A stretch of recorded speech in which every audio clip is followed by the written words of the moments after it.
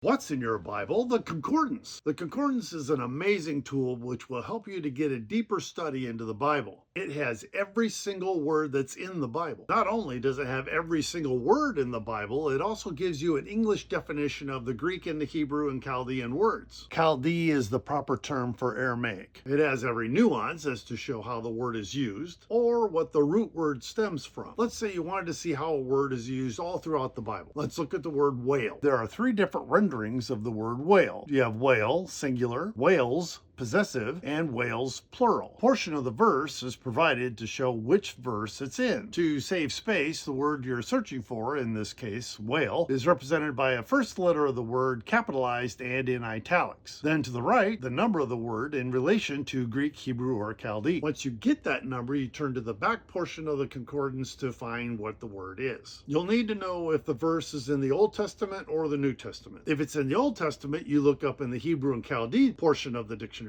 New Testament verses are in the Greek section. For the word whale in Job, we see that the word number is 8577. We turn to Hebrew and Chaldee section and look up number 8577. Once you find the number, it gives you the word in the Hebrew letters, then the pronunciation of the word, and sometimes where the word stems from. In this instance, it comes from the root word as 8565. Sometimes the stem word helps, sometimes it doesn't. Going back to the initial Hebrew word tanim, we see the definition of a marine or land monster, i.e. sea serpent or jackal, dragon, sea monster, serpent, whale. Now we go back and see how else whale is used. In Ezekiel 22, it uses the root word, like we read about earlier. And in Matthew 12:40, in 3 nights in the whale's belly, we look up the Greek word 2785 in the New Testament Greek dictionary. So we go back to the Greek portion in the concordance and find the Greek letters and English pronunciation ketos, a huge fish, as gaping for prey, whale. So the word whale is used in both the Old and New Testaments in the same way, with the same definition. Another great usage is where you know there's a verse somewhere that has this, but you just don't know where it's at. You know a word or two from that was in the verse, but you're not sure where it's located. You take one of the distinctive words in that verse and you look it up in the concordance. Every verse in the Bible is listed in the concordance, so you'll be able to easily find it. What was that verse where JL hammered a tent stake into Sisera's head?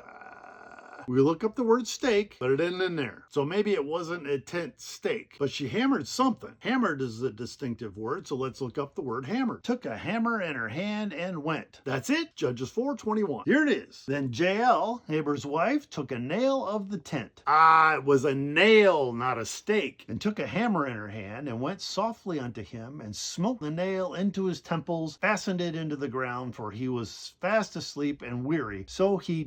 Jael is awesome. We could have looked up the word tent, but there's a lot more references to try to find where the verse is. I mean, we could even look up and or the, but that's almost a waste of time. Now, some people like to use the online references, which is okay, but I found my personal experience that they're not always as accurate. Sometimes they're missing words, they're missing definitions, or sometimes if they claim to be Strongs, it's not Strongs. They put in their own little definitions or changed it however they wanted to. In any case, it's always good to have a hard copy for your library, especially when technology doesn't always work. Strong's is the most used standard concordance, while Young's Analytical Concordance is a more basic with less bells and whistles. Sometimes it does have different information that might help you with a deeper study. It's said that Young's Analytical Concordance is for the younger Christian, while Strong's is for the stronger Christian. You can find them at thrift stores or on eBay. Concordances are a very helpful, effective tool to study to show thyself approved unto God.